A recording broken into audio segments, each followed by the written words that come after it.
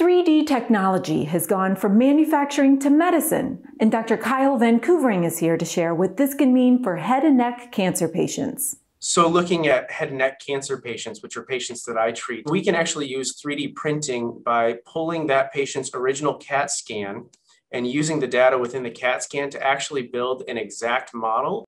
Tell us about the new 3D printing center. The vision of the M4 lab is to be an engineering hub for research, translational activities, and clinical care for patients who need engineering solutions built into their care. As you know, there's no routine cancer, and really these 3D models can be utilized across all of these fields to provide sort of real-time measurements and guides that help facilitate better operations, reducing time in the operating room, and potentially improving the outcomes for these patients. To learn more, visit cancer.osu.edu/blog.